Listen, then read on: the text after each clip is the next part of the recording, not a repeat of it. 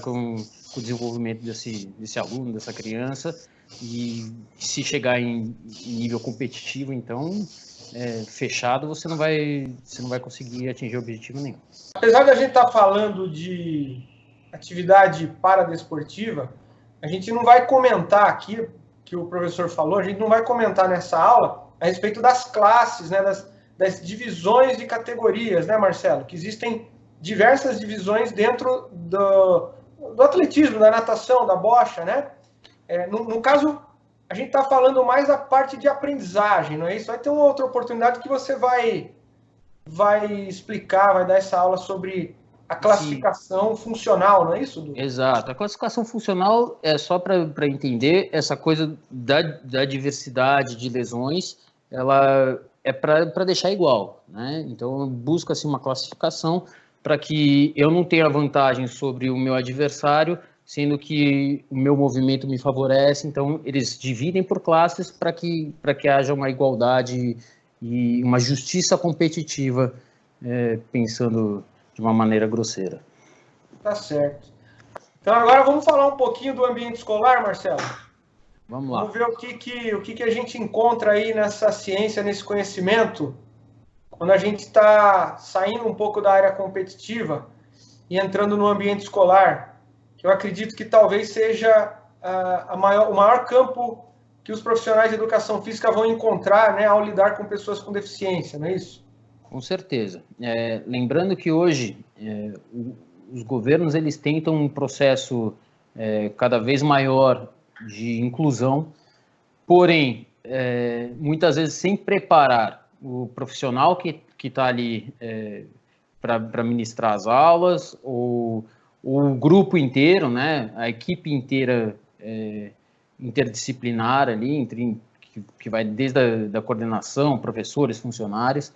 Então, chegam deficiências diferentes, então muitas vezes você tem na sua turma um cadeirante por algum tipo de lesão, paralisia cerebral, e no mesmo grupo aparece uma pessoa com CUTEA, que é o transtorno do espectro autista, que é completamente diferente de se trabalhar, né? Então, lembrando que é muito difícil você trabalhar com esse grupo se você, além de tudo, não tiver um mínimo de conhecimento sobre as características de cada um.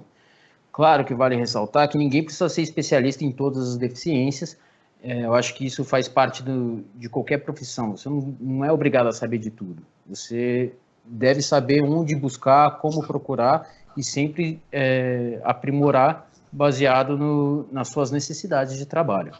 Então, quando a gente fala de pessoas com deficiência na escola, o primeiro passo a se dar, ou a primeira barreira a se romper, é de conhecimento daquela deficiência específica do aluno que chegou na sua mão.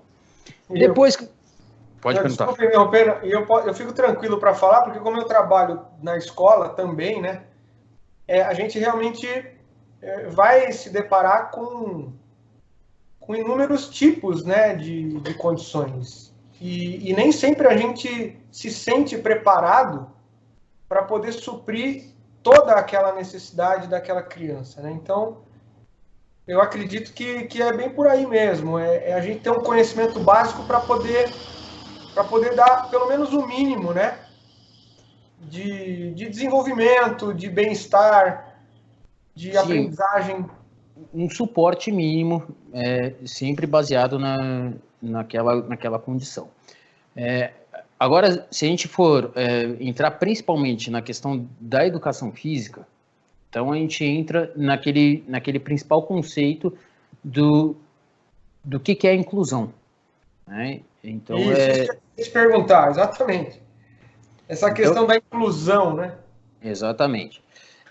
Primeiro, a gente precisa definir conceitos. Muitas vezes, sem entender o conceito, fica difícil de conseguir se situar ou se nortear nas tomadas de decisão, na hora de ensinar, na hora de entender aquela pessoa com deficiência no seu grupo. Então, primeiro, vale a pena explicar. A exclusão, basicamente, você tem um grupo de alunos no qual não faz parte nenhuma pessoa com deficiência, nenhum tipo de deficiência. Então, você exclui a pessoa com deficiência, não importa onde elas estão. A segregação seria, você mantém o seu grupo e define um grupo específico onde se encaixam só os deficientes, deficiência como um todo. Integração, você tem o seu grupo, coloca ali dentro desse seu grupo os deficientes. Você integrou eles ali, mas eles não fazem parte ainda das suas atividades. E a inclusão, que é você pegar esse grupo de deficientes e colocar no grupo das suas crianças, dos seus alunos de uma forma normal. A gente chega em outra discussão, que é a inclusão e a adaptação.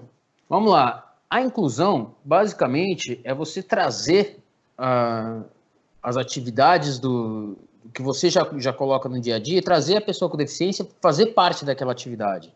Então, por exemplo, você está fazendo um jogo no qual uma pessoa cega pode participar de maneira justa e participativa, sem que haja prejuízo ao entendimento ou vantagem dos outros. Então, não necessariamente você precisa fazer os jogos convencionais ou as atividades convencionais. Basta fazer uma atividade na qual todos participem de forma igual, justa. Essa é a inclusão. A adaptação, por exemplo, eu estou jogando vôlei. E aí eu coloco o meu cadeirante ali, né, e falo assim, olha, agora a gente só vai jogar o vôlei, um jogando a bola, segurando a bola, um jogando para o outro. Porque o Zezinho, que é cadeirante, pode participar. Você adaptou o jogo de vôlei, né? Você não incluiu ele propriamente dito. Pior ainda, aquele professor que vai lá e faz o Zezinho segurar, bater a corda. Tá todo mundo pulando a corda e falou, incluir meu aluno. Não, ele não foi incluído na sua atividade. Ele só está ali. Ele é o batedor de corda, ele não é o cara que tá participando. Bom, professor, mas não tem como ele pular a corda. Então, por que você não faz uma atividade diferente? Por que você não inclui de fato? Então, eu acho que vale a pena a gente entender que incluir é diferente de adaptar, que já é diferente de integrar. Né? Integrar, ele está ali. Né? Que é mais diferente ainda de segregar e a exclusão é o pior de todos. Então, eu acho que vale a pena a gente entender essas nomenclaturas para a gente conseguir aplicar na nossa profissão, no nosso dia a dia. No ambiente escolar integrado ele já está, né? Sim, ele está ali. Né? Ele foi colocado ali, ele está integrado no ambiente escolar. Agora, você fazer de fato uma inclusão é o X da questão e é a tarefa do profissional, do professor, que tem esse objetivo de trabalho. O conceito de inclusão ele é muito mais complexo do que parece, né? Sim. Inclusive, desculpa mais uma vez, mas para levar a inclusão, o conceito, a prática, né, a ver realmente a aplicação do que é uma inclusão verdadeira, é um processo complexo.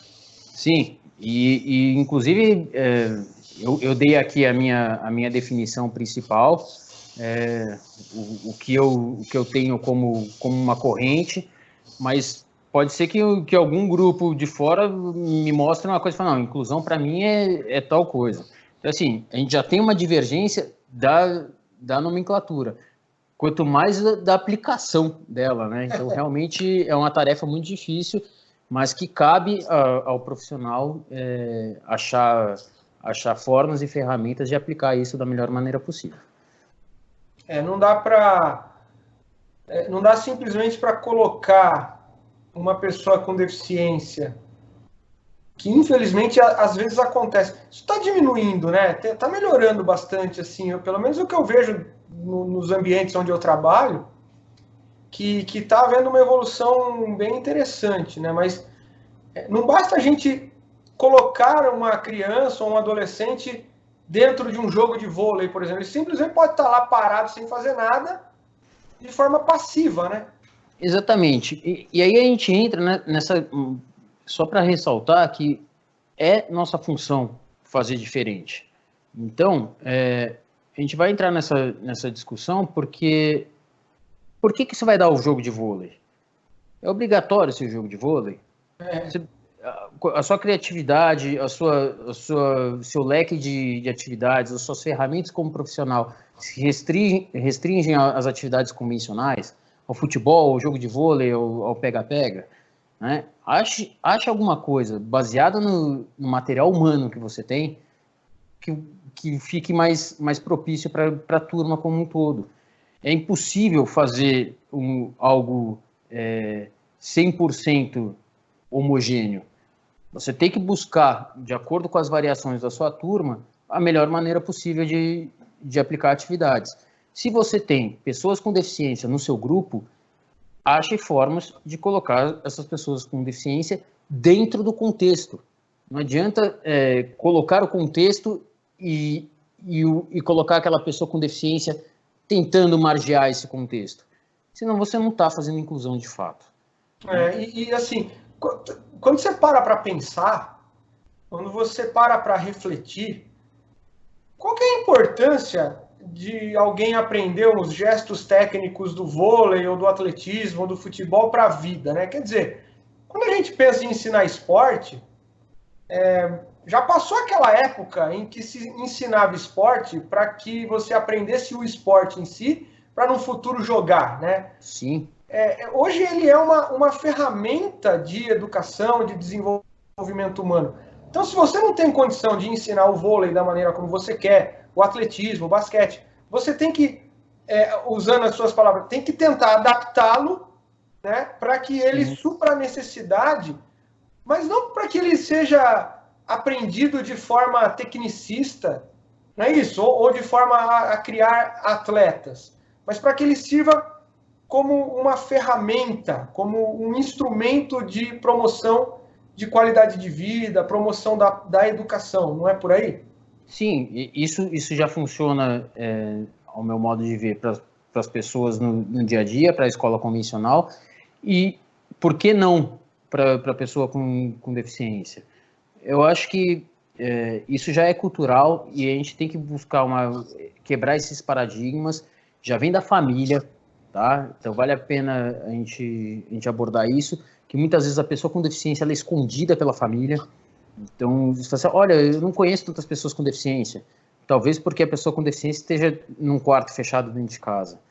Então, assim, quando você traz para o ambiente escolar, principalmente no segmento do ambiente escolar, que é a educação física, que aí a gente vai trabalhar realmente com ganho de repertório motor, eu acho que vale a pena a gente trabalhar de formas inovadoras, inteligentes, para